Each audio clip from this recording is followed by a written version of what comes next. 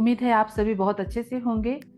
आज का जो हमारा टॉपिक है संयुक्त व्यंजन और कुछ ऐसे व्यंजन जो हमेशा हम लिखते समय त्रुटियां करते हैं। बच्चे, कोई भी भाषा अगर हम सीखते हैं तो उसे पूरी तरीके से उसका ज्ञान होना बहुत ही आवश्यक है।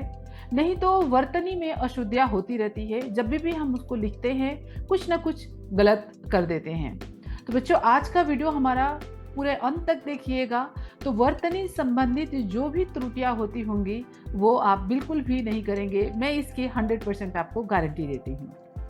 ठीक है बच्चों, तो आज देखिए टॉपिक है हमारा आज का संयुक्त व्यंजन। बच्चों, तो स्टार्ट करते हैं कि संयुक्त व्यंजन क्या होता है। संयुक्त व्यंजन क्या होता है बच्चों? जब कोई स्वर रहित व्यंजन, अभी स्वर रहित में एक बोलने से अच्छा है उसे लिख दे। जैसे अभी व्यंजन में व लिखा है तो ये जो हाफ व्यंजन है उसको हम क्या कहेंगे? स्वर रहित। तो जब कोई स्वर रहित व्यंजन किसी स्वर सहित व्यंजन से जुड़ता है, अभी ये जो य है वो क्या है? आपका पूरा है, स्वर सहित है। ये भी व्यंजन है और ये भी व्यंजन है। ठीक है बच्चों, ये भी व्यंजन है और ये भी व्यंजन है, राइट। ये स्वर रहित है और ये स्वर सहित है। तो जब ये दोनों व्यंजन एक साथ आते हैं तो इसको हम एक साथ जोड़ कर लिखते हैं। इसको ही हम कहते हैं संयुक्त व्यंजन। ठीक है, संयुक्त अक्षर जो होता है श, त्र, ज्ञ, श्र, वो अलग है। मैं उसके लिए भी बताऊंगी आपको।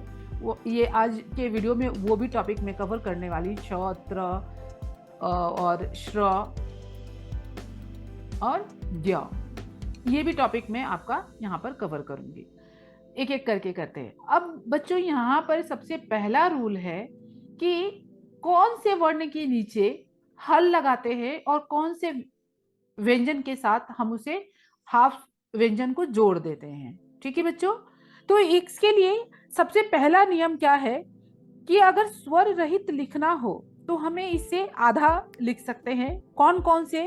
जो पाई वाले अक्षर होते हैं, जो पाई वाले अक्षर होते हैं, जैसे अभी देखिए क। कुछ एग्जाम्पल यहाँ पर लिखी हूँ। ये सारे क्या है? ये पाई, इसको हम जो लाइन है अंत में खींचते हैं उसे हम क्या कहते हैं? पाई। ठीक है, तो अगर ये अंत में पाई वाले अक्षर और वर्ण क्या होती है? भाषा की सबसे छोटी ध्वनि होती है। ठीक है बच्चों, तो अगर पाई वाले वर्ण होते हैं तो इसको हम जब भी शब्दों में प्रयोग करते हैं तो उसे हम हाफ लिखने के लिए हाफ क ऐसे भी लिख सकते हैं, राइट।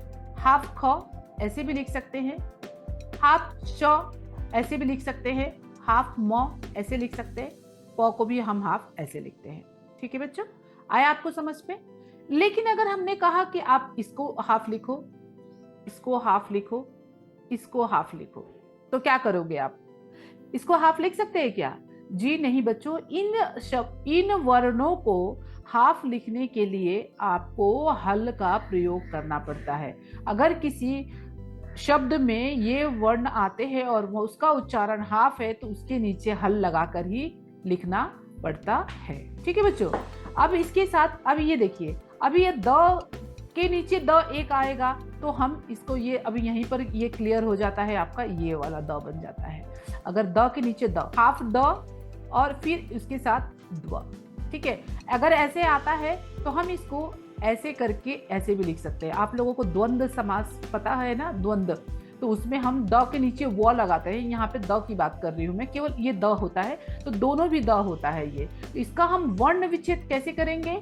द के नीचे हल, क्योंकि पहला वाला हाफ है, फिर दूसरा वाला हाफ और ये आपका अ, इस प्रकार से ये हो जाता है। तो पहला रूल समझ में आया बच्चों कि पाई वाले जो अक्षर होंगे अगर उसको किसी शब्द में प्रयोग करना है, आधा प्रयोग करना है, तो उसे हम इस प्रकार से आधा लिख सकते हैं। लेकिन जिन वर्णों के साथ पाई लगा हुआ नहीं रहता है तो उन वर्णों को हाफ लिखने के लिए हम हल के चिन्ह का प्रयोग करते हैं। यही इसका मानक रूप है। ठीक है बच्चों, अब देखते हैं हम नेक्स्ट रूल क्या होता है। अभी संयुक्ताक्षर की बात करते हैं। जैसे अभी ऊपर मैंने लिखा है कि द का तो मैंने क्लियर किया, फर्स्ट वर्ड क्लियर हो गया। सेकेंड वर्ड है द के नीचे, ये क्या है? बच्चे कंफ्यूज करते हैं हमेशा कि यहाँ पर जो नीचे वो लिखा हुआ है वो हाफ है। नहीं बच्चों, ये गलती है, गलत है। जो वर्ण हाफ रहता है, देखो पहले ही मैंने बताया था हाफ अक्षर क्या होता है, उसके साथ चिपक जाता है। तो ये हाफ वाला वर्ण है, द है, और ये वो जो है वो यहाँ पर पूरा है। और इसकी जब समझ में नहीं आएगा तो इस क्या करोगे आप, इसकी संबंधित सारी त्रुटियां करेंगे, इसलिए मैं आपको यहाँ पर लिखकर समझा रही हूँ।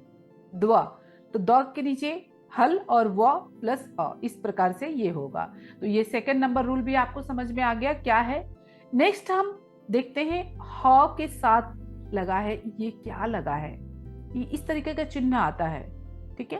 तो आप सोचते हैं ये है क्या, लेकिन ये क्या है बच्चों, ये जब म के साथ आता है, ह जब म के साथ आता है, हाफ रहता है, तो ये क्या होता है, म के साथ ये जुड़ जाता है, तो म यहाँ पर पूरा है। तो ये आप ब्रह्म लिखते हैं, ब्रह्मा लिखते हैं, वैसे शब्दों में हम इसका प्रयोग करते हैं। और नेक्स्ट है आपका थर्ड नंबर है आपका यहाँ पर, ये आपका हो गया, म भी बता दिया। अब ये देखते हैं, अभी ये बच्चे सोचेंगे कि आखिर ये है क्या। तो बच्चों ये कौन से शब्द से बनता है, ये भी संयुक्त व्यंजन है, लेकिन ये कौन सा दो संयुक्त व्यंजन है, द्वित्व व्यंजन कहते हैं एक्चुअली इसे। तो द के नीचे हल और य है। अब इसको अगर आपको कुछ याद आ रहा है तो कमेंट में जल्दी लिखकर बताइए, जल्दी से लिखकर बताइए कुछ याद आ रहा है, कोई ऐसा वर्ण जो आप प्रयोग तो करते हैं, आप लोग सभी लोग लिखते हैं, प्रयोग करते हैं, बट आपको याद नहीं रहता है कि ये एक्चुअल है क्या। बच्चे गलतियां करते हैं, विद्या लिखते हैं, विद्या और विद्यार्थी, जब ऐसे वर्ड लिखते हैं हम बच्चों, तो क्या होता है, ये जो होता है, ये जो ध है वो ध घ कुछ नहीं होता, ये द प्लस य होता है, विद्यार्थी, ठीक है। अभी नेक्स्ट है आपका हो गया द और ध। अभी फोर्थ नंबर पे आप देखिए द और ये नीचे ध है, तो आपको तो अभी क्लियर हो गया होगा बच्चों, जल्दी से कमेंट में लिखकर बताइए कि आप सही लिख रहे हैं क्या, देखती हूँ मैं भी, कमेंट में लिखकर बताइए और उसके बाद मैं आपको आंसर जरूर करूंगी। अब देखिए इसे कैसे करना है, ये द क्या है, हाफ है, और नीचे जो है वो ध है। तो ये जब भी हम द्वितीय व्यंजन का इस्तेमाल करते हैं तो बच्चे अक्सर गलतियां करते हैं, इसलिए मैंने सोचा आज इसी टॉपिक को वर्ण विच्छेद का टॉपिक, ये वीडियो का टॉपिक बनाऊं और इसे कवर करूं। नेक्स्ट है आपका ह और व। ओके बच्चों।